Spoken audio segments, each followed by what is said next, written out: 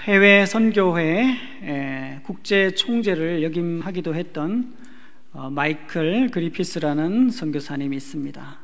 그분이 쓴 책 가운데 기억 상실증에 걸린 교회라는 책이 있습니다. 이 책의 첫 문장은 이렇게 시작합니다. 그리스도인들은 이해할 수 없는 집단적 기억 상실증에 걸려 있는 듯하다. 기억 상실증에 걸린 것과 같다고 이 저자는 오늘날 우리 교회와 그리스도인들을 향해서 이 책을 쓰면서 말하고 있습니다. 이 책의 원래 영어 제목은 신데렐라 with amnesia라는 제목을 달고 있습니다. 신데렐라, 기억 상실증에 걸린 신데렐라죠. 근데 이 신데렐라는 이 책에서 교회를, 그리스도인들을 지칭하기 때문에 한국어 번역 책은 기억 상실증에 걸린 교회다, 이렇게 번역을 한 것 같습니다. 여러분, 신데렐라가 무슨 뜻인지 잘 아시죠? 17세기 프랑스 작가 샤를 페로가 쓴 그 동화 신데렐라로부터 해서 동화뿐만 아니라 발레나 애니메이션이나 영화, 많이 다양한 장르로 작품들이 나오기도 했죠. 혹자는 이 신데렐라 계통의 작품이 1000가지가 넘는다고 말할 정도입니다. 그런데 이 신데렐라라는 것은 고유명사이기도 하죠. 작품 이름이기도 하고 주인공 이름이기도 하지만 여러분, 이 단어가 일반 명사로도 사용이 됩니다. 일반 명사일 때는 숨겨진 미인이나 혹은 숨겨진 탓에 좀처럼 진가를 인정받지 못하는 사람이나 사물을 가리킵니다. 괜찮은 뜻이죠? 숨겨진 탓에 좀처럼 그 진가를 인정받지 못하는 사람이나 사물. 이 정의를 읽으면서 저는 이 마이클 그리피스가 그의 책 제목을 신데렐라라고 붙인 이유에 대해서 좀 더 실감나게 이해할 수 있었습니다.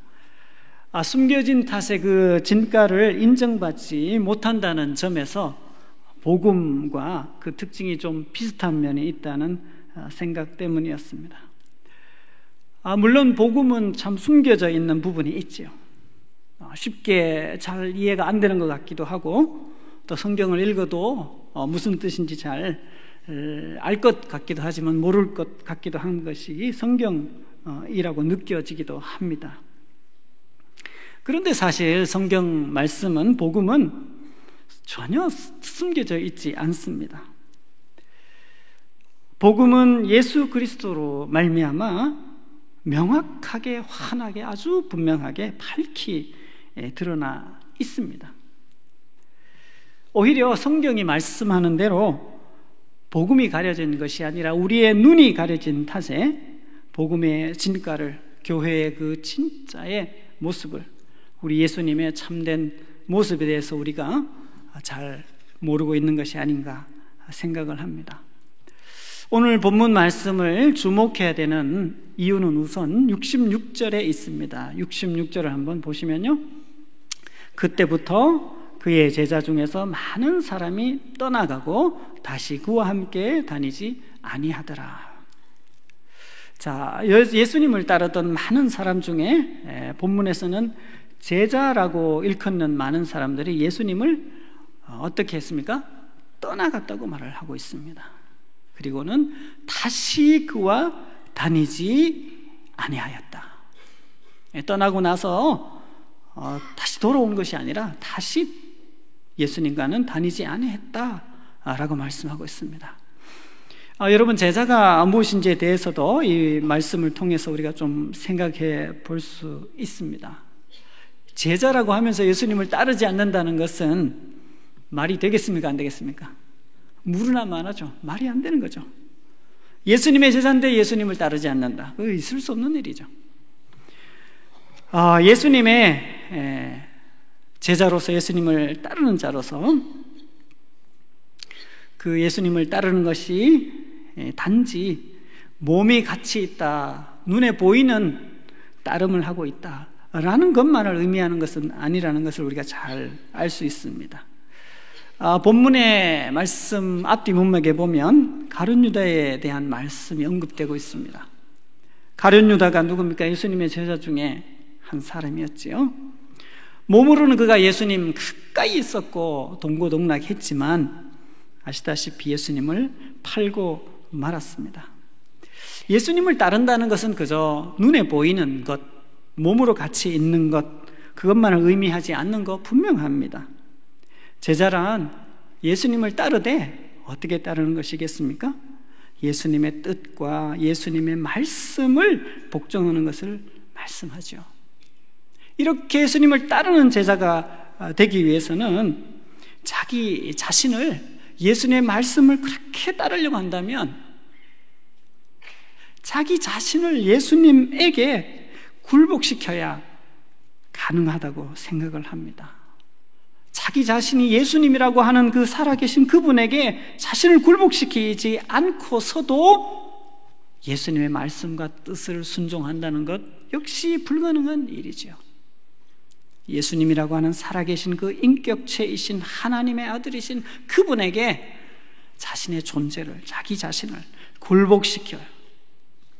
그리하여 우리는 그분의 뜻과 말씀을 따라갈 준비가 되게 되는 것이지요. 예수님을 향하여 우리가 그러한 굴복을 할 수 있는 이유는 어디에 있습니까? 그분이 하나님의 아들이실 뿐만 아니라 그분이 나를 위해서 해결할 수 없는 나의 죄를 대신하여 십자가에서 죄 없는 하나님의 아들이신 예수님이 죽음과는 상관이 없어야 하는 그분이 내 대신 죽음을 맛보셨다는 것 때문에 우리는 예수님에게 절대적으로 굴복할 수밖에 없습니다. 예수님이 우리를 위하여 죽으시고 우리를 위하여 부활하셨다는 것, 이것 때문에. 여러분 많이 들었지만은 예수님의 십자가의 죽음과 죽음에서부터의 부활은 자다가도 놀랄 일입니다. 제대로 알게만 한다면. 그렇지 않습니까? 어떻게 인간이 죽음 가운데서 일어날 수 있습니까? 어떻게 부활이라고 하는 것이, 생명이라고 하는 것이, 새 생명이라고 하는 것이 가능합니까? 인생에게. 오직 부활하신 예수 그리스도이시죠. 그 부활하심으로써 죄 없는 하나님의 아들이심이 증명되신 그분이 죽으셨다는 것이 또한 말이 안 되는 일이죠. 그러나 이 일을 하신 그 예수 그리스도, 그분 앞에 우리가 굴복되어질 때에 우리는 예수님의 뜻, 예수님의 말씀을 향하여 이제 걸어갈 준비가 되는 것이죠. 오늘 우리가 읽은 이 66절 말씀에 많은 사람들이 예수님을 떠나가는 말씀을 해주고 있습니다. 예수님과 함께 다니지 아니했다고 말씀합니다. 자, 여러분, 오늘 본문에서 제가 말씀을 읽고 묵상하면서 참 더 제 마음이 주의하지 않을 수 없는 이유는요, 이들을 향해서 성경이 제자라고 말하고 있기 때문입니다. 제자. 자, 66절에 누가 떠났다고 합니까? 많은 제자들이 제자라고 말하고 있어요. 물론 여기서 말씀하고 있는 66절에서 말하는 제자는 67절에서 말하는 제자와는 다르지요. 예수님이 부활 승천하실 때에 마가의 다락방에 모여 기도한 무리가 120명쯤 되었다고 성경이 기록하는 것을 보아서 예수님 당시에 예수님을 따르던 사람들이 12명만 있었던 것은 아니지요. 많은 사람들이 있었습니다. 예수님의 제자라고 일컬을 수도 있었습니다. 오늘 성경이 말하는 것처럼. 그런데 제자들이, 많은 제자들이 떠나가고 다시는 예수님과 함께 하지 않는다고 하는 이 말씀 앞에서 참 조심하게 되고 겸손하게 되고 참 주의하지 않을 수 없습니다. 67절 말씀에서 예수님은 이제 12제자에게 말씀하셨던 것을 보면 이렇게 많은 제자들이 예수님을 따라왔지만 구분되는 것을 보여주고 있습니다. 우리가 이 오늘 본문 말씀에서요, 정말 주목해야 되는 또 다른 이유가 있습니다. 60절 말씀인데요, 60절 한번 보시겠습니다. 같이 읽겠습니다. 시작. 제자 중 여럿이 듣고 말하되 이 말씀은 어렵도다. 누가 들을 수 있느냐 한데 자, 우리가 6장 본문 전체를 읽지는 않았지만 이제 대략 살펴보겠지만 60절 말씀에 보면 이렇게 기록하고 있죠. 제자 중 여럿이 듣고 말하되. 자, 무엇을 들었죠? 읽진 않았지만 다 아시죠? 예수님의 말씀을 들었습니다. 제자 중 여럿이 듣고 말하되 예수님의 말씀을 잘 들었습니다. 조금 이제 살펴보겠지만 예수님이 하신 말씀들은 참 그야말로 비밀들입니다. 비밀들. 알 수 없어서 비밀이 아니라 하나님의 가슴 속에 있던 우리를 향한 진리가 드러났기 때문에 이 말씀들을 들었는데 듣고 말하되. 자, 듣지 않고 말한 것이 아니죠. 듣고 말하되. 뭐라고 말합니까? 이 말씀은 어떻다고요? 어렵다. 누가 들을 수 있느냐? 문맥으로 보아서 이 60절에 등장하는 제자들은 66절에서 떠난 제자들인 것으로 보여집니다. 저는 이 말씀을 준비하면서 정말 말씀을 잘 들었기 때문에 떠난 결과를 초래한 이들 때문에 참 떨리는 마음이 있었습니다. 예수님에게 모여든 이분들이, 이 무리들이 어떻게 예수님에게 모여온지 아십니까? 25절의 말씀을 잠깐 보시겠습니다. 6장 25절. 이 예수님과 제자들 사이에 대화들이 오고 가는데요. 첫 번째 대화입니다. 25절에 랍비여 언제 여기 오셨나이까? 이게 무슨 말씀이신지 아시겠습니까? 많이 건너뛰었지만은 여러분 아시는 오병이어의 기적, 그것이 있은 다음에 사람들이 예수님을 찾았습니다. 찾았는데 예수님이 안 보이시는 거예요. 그래서 예수님을 찾아서 디베라 갈릴리 바다를 건너서 예수님에게 왔을 때 하신 대화입니다. 랍비여 언제 여기 오셨습니까? 이럴 때 예수님이 이렇게 말씀하시죠. 26절. 내가 진실로 진실로 너희에게 이르노니 너희가 나를 찾는 것은 표적을 본 까닭이 아니요 뭐라고 합니까? 떡을 먹고 배부른 까닭이로다. 떡을 먹고 배부른 까닭이로다. 예. 이들이 예수님이 일으키신 오병이어의 표적을 보고 떡을 먹고 배가 불렀기 때문에 예수님에게 왔다라고 말씀합니다. 여러분, 우리가 오병이어를 흔히 많이 얘기를 하니까 감각이 늘 무뎌질 수 있죠. 그런데 한번 잘 생각해 보셔요. 오병이어, 보리떡 5개, 또 물고기 2마리로 몇 명이 먹었습니까? 네, 너무 쉬운 질문이죠. 5,000명. 그리고 얼마나 남았습니까? 12광주리. 자, 여러분, 요즘 우리 정치인들 많이 이제 또 뽑아야 되고 이런 때가 늘 오고 하는데 어떻습니까? 이 정도의 문제를 해결하면 좀 투표해 줄 만하지 않겠습니까? 네? 보리떡 5개와 물고기 2마리로 5,000명이 먹었다. 그리고 12광주리가 남았다. 이거는요, 이게 진짜 사건이었다면 놀라지 않을 사람은 아무도 없을 겁니다. 이런 사건을 보고도 놀라지 않을 강심장이 세상에 어디 있겠어요? 예수님이 일으킨 이 이적, 그들의 일상 속에서 실제로 일어난, 그들의 눈앞에서 똑똑히 일어난 얼마나 놀랄 일입니까? 그들은 배가 아니라 무엇을 타고라도 걸어서라도 기어서라도 아마 예수님을 또 찾고 또 찾고 또 찾았을 것입니다. 무리는 예수님이 안 계신 것을 보고 배를 타고 예수님을 찾으러 가는 모습을 요한복음 6장에서 말씀해 주고 있습니다.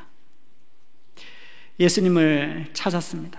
그런데 그 이유에 대해서 예수님이 표적을 본 까닭이 아니요 떡을 먹고 배부른 까닭이라. 이 예수님이 일으키신 표적을 보고, 이 사건을 보고 떡을 먹고 배부르게 되는 이 놀라운 경험을 하고는 예수님을 찾으러 왔다는 것이죠.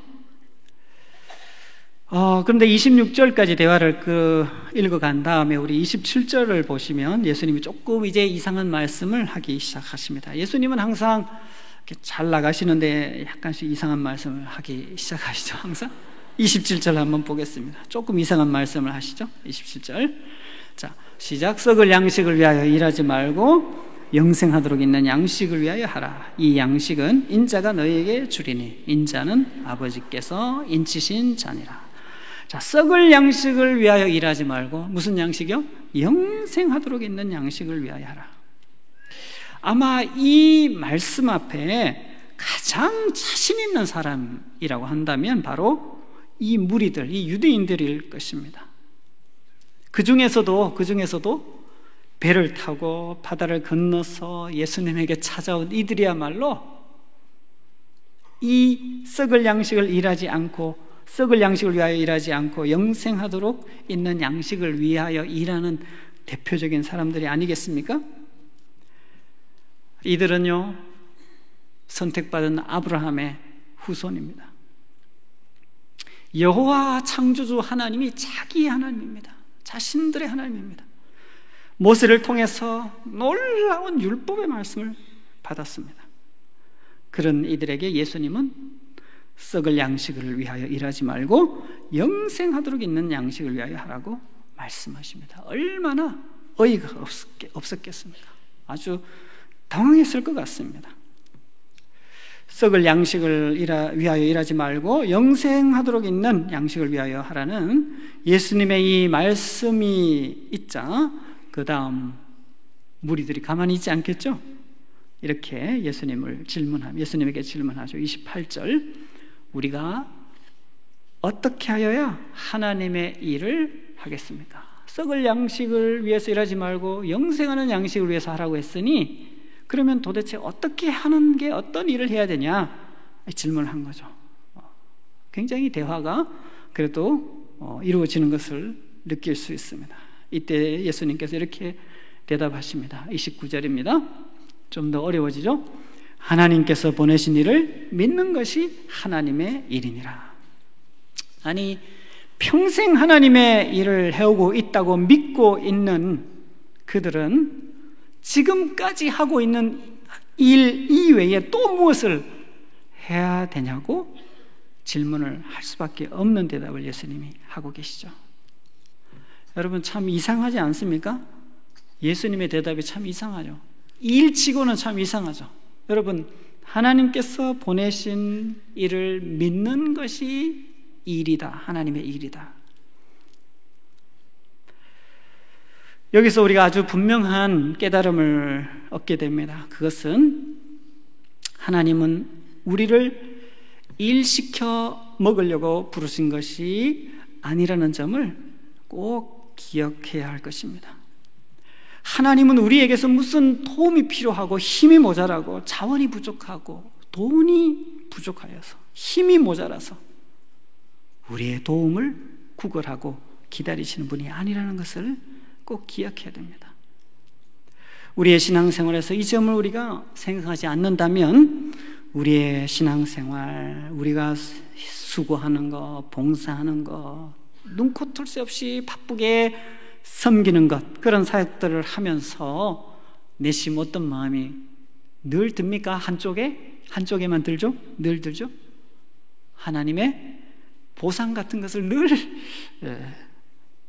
기대하게 되곤 하죠. 하나님이 왜 나에게는 이렇게 열심히 하는데 보상 같은 거 왜 안 해주시나 하는 그런 넓은 의미로 다 그런 마음들이 우리 가운데 들기 쉽죠.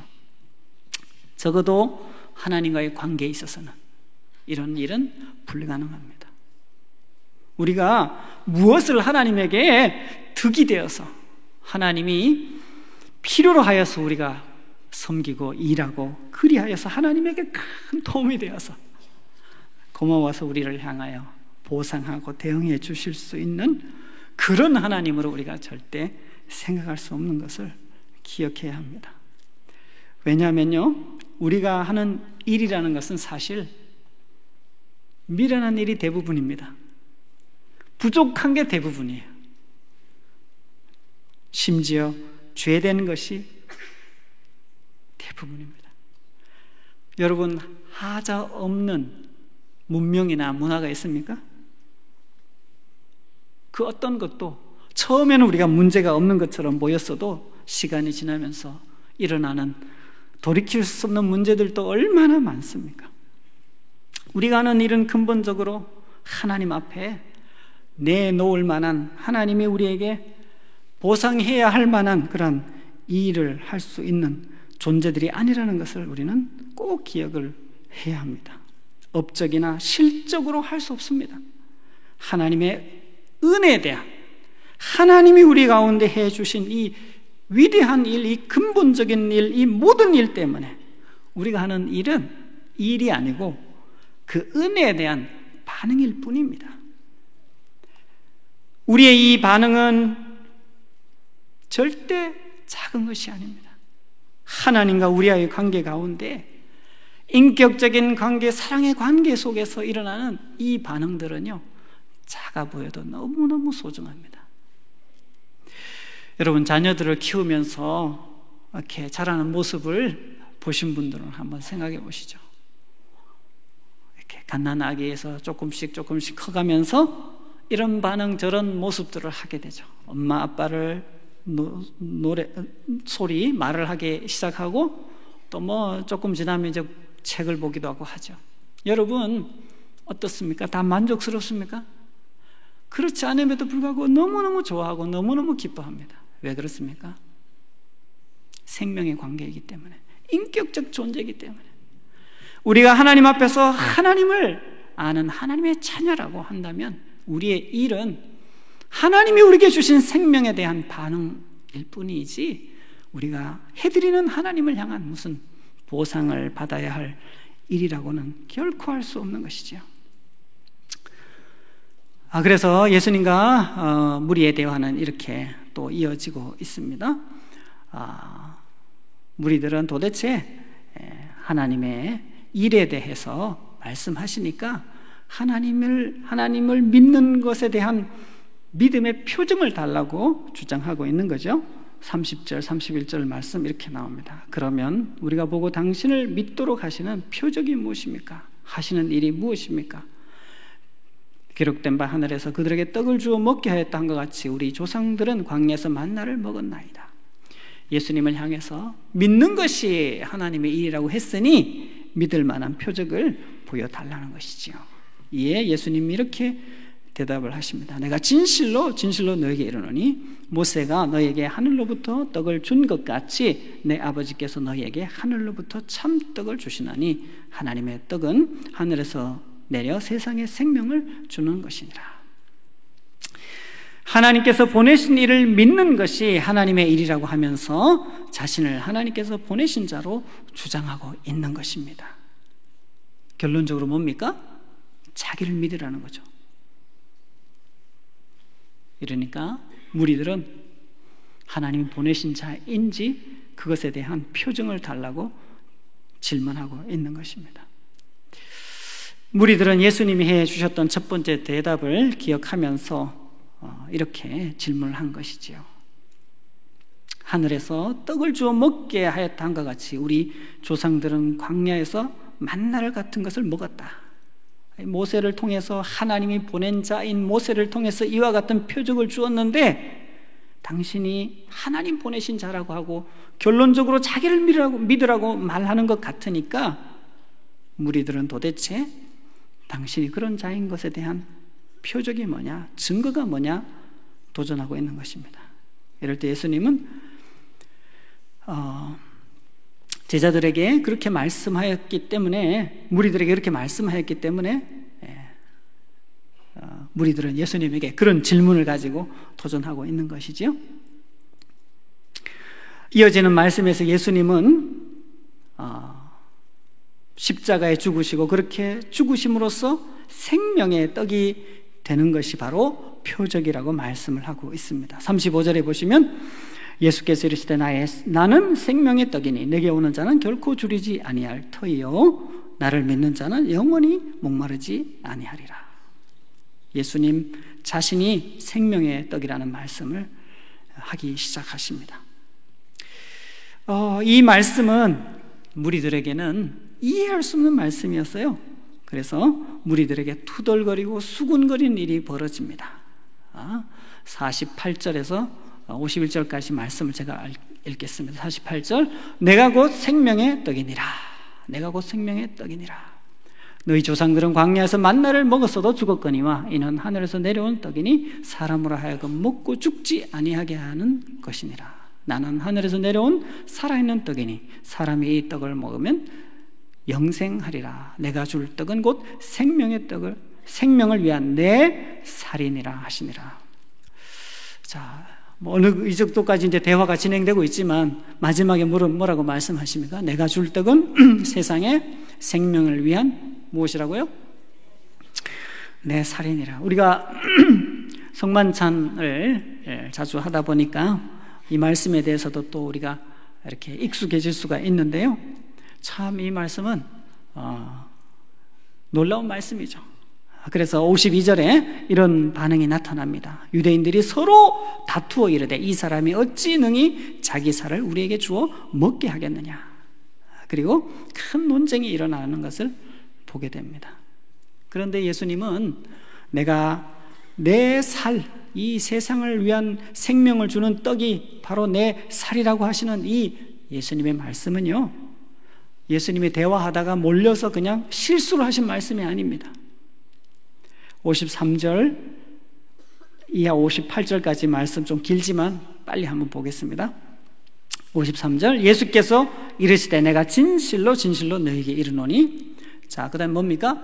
인자의 살을 먹지 아니하고 인자의 피를 마시지 아니하면 너희 속에 생명이 없느니라. 54절요, 내 살을 먹고 내 피를 마시는 자는 영생을 가졌고 마지막 날에 내가 그를 다시 살리리니. 55절, 내 살은 참된 양식이요 내 피는 참된 음료로다. 56절, 내 살을 먹고 내 피를 마시는 자는 내 안에 거하고 나도 그의 안에 거하나니 살아계신 하나님께서 나를 보내심에 내가 아버지로 말미암아 사는 것 같이 나를 먹는 그 사람도 나로 말미암아 살리라.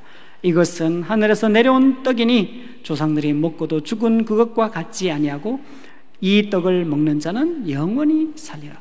자, 여러분, 예수님과 그 무리 속에 만약에 여러분이 있다고 한번 생각해 보세요.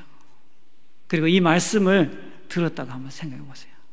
책으로 본 게 아니고 그냥 예수님이 소리로 설교로 이렇게 하시는 말씀을 들었다고 해보십시오. 여기 내 살을 먹고 내 피를 마셔야 한다는 말씀이 무려 6번 정도 반복이 됩니다. 예수님이 실수를 하셨습니까? 내 살을 뜯어먹고 내 피를 받아 마셔야 산다고 하시는 이 말씀은 정상적인 사람으로서 듣기 어려운 말씀이죠. 하기도 어려운 말씀 물론. 그런데 예수님은 바로 이 말씀을 하고 싶으셨어요. 여러분, 이것이 무엇이죠? 여러분, 어떤 느낌이 드십니까?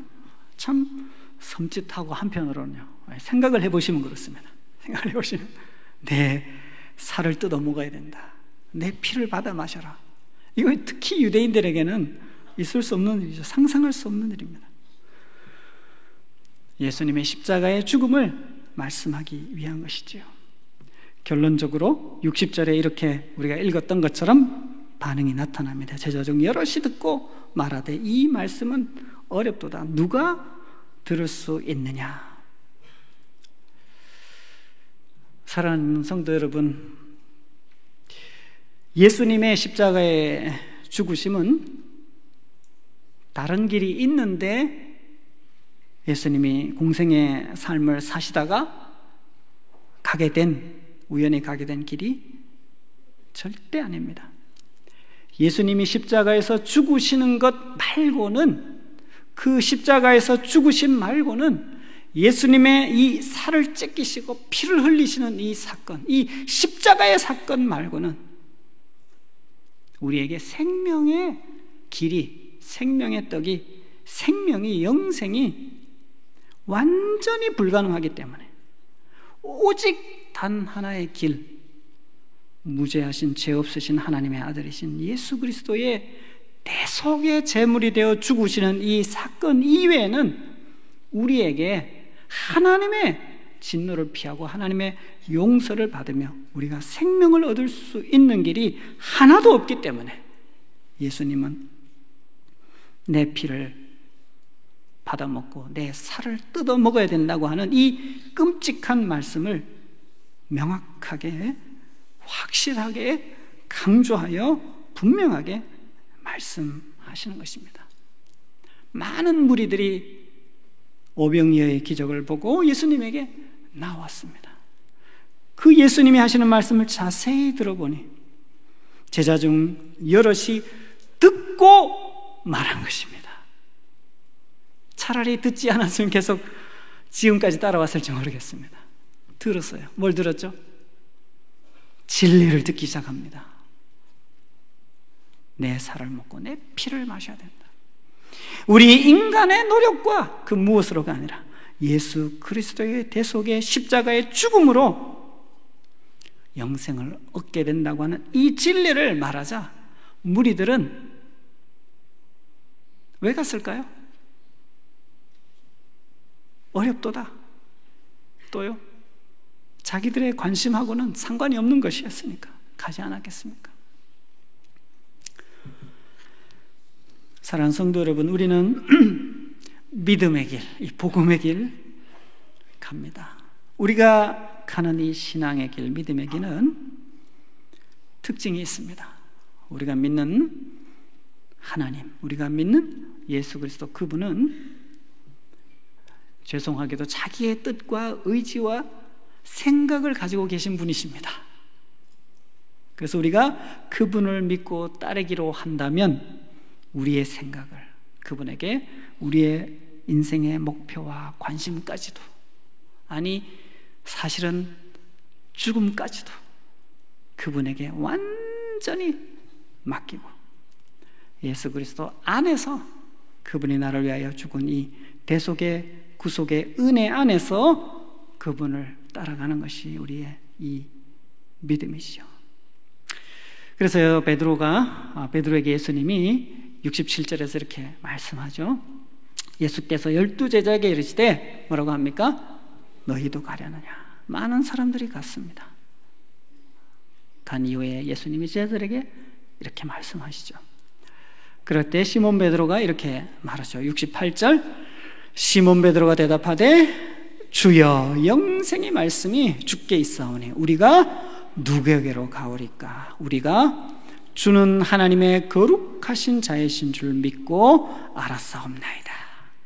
생명이 오직 예수님에게만 있기 때문에 갈 것이 없습니다. 아니, 예수님에게만 가야 하는 것이죠. 여러분, 인간의 최고의 문제, 그것은 우리가 하나님 앞에서 죄인이 되었다고 하는 것입니다.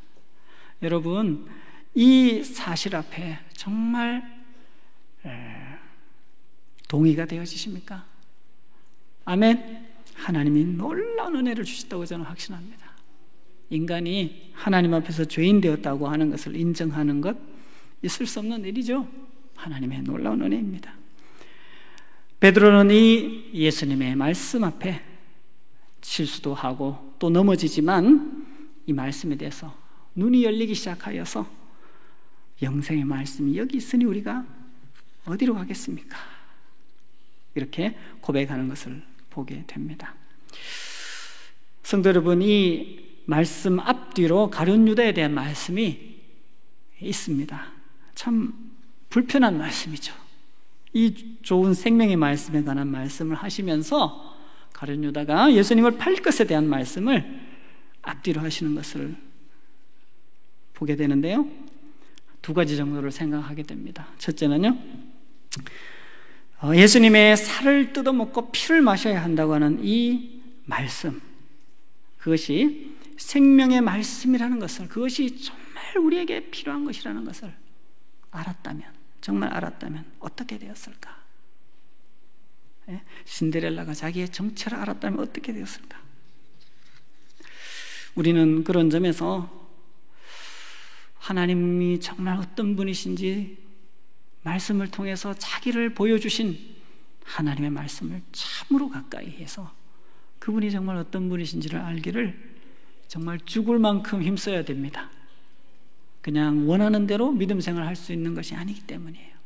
우리가 믿는 하나님, 그분은 자기의 생각이 있으셔요. 죄송하게도 우리에게 원하는 것이 있으셔요. 그래서 그것을 알고 그분이 도대체 어떤 분이신지를 알아가기를 힘쓰되 죽을 만큼 힘쓸 수 있는 그런 은혜가 있었으면 정말 좋겠습니다. 두 번째로 우리가 십자가에 달리신 이 예수님이 죽고 부활하셨기 때문에 우리에게는 죄 용서받는 길, 생명을 얻게 되는 이 진리를 이제 우리가 받아들이게 되었죠? 맞습니까? 네. 이 놀라운 진리, 이 살을 먹고 이 피를 마셔야 된다고 하는 이 끔찍한 말씀이 떠나게 하는 말씀이 아니고 끔찍한 말씀이 아니라 생명의 말씀이 여기 있구나, 이렇게 고백하는 말씀으로 우리가 받아들이게 되었어요. 은혜입니다. 오직 은혜입니다. 정말 겸손하게 주님의 은혜에 감사하고 계속하여 어린아이처럼 하나님의 은혜에 목말라 하는 우리 모든 성도님들이 되시면 좋겠습니다. 기도하시겠습니다. 하나님 아버지, 성경 말씀을 우리가 이 저녁에 또 읽고 어쩌면 많이 들었던 말씀이지만 다시 생각하며 우리의 가슴에, 우리의 생각에, 우리의 삶에 새길 수 있는 기회를 주셔서 감사합니다. 하나님, 우리의 이 생명의 말씀, 표적을 보고 떡을 먹고 수많은 사람들이 따라왔지만 진리의 말씀, 생명의 말씀이 가르쳐질 때에 자신들의 생각과 자신들의 뜻과 자신이 원하던 것과 맞지 않아 떠나는 많은 제자들에 관한 이야기를 들으면서 주여, 우리의 눈을 열어 주옵소서. 주님을 더욱 알 수 있는 은혜를 주시고 알았다 하더라도 더 알아가는 저희 모두 될 수 있도록 불쌍히 여겨 주시옵소서. 우리가 이렇게 주님 앞에 나오게 된 것이 하나도 우리 안에 의와 자랑거리가 아니라 머리끝부터 발끝까지 하나님의 은혜인 것을 고백하면서 은혜에 대하여 어린아이처럼 목마른 자가 되어 사모하는, 또 주의 은혜에 목말라 하는 저희 모두 되도록 은혜를 베풀어 주시옵소서. 이 모든 말씀을 예수님의 이름으로 기도하옵나이다. 아멘.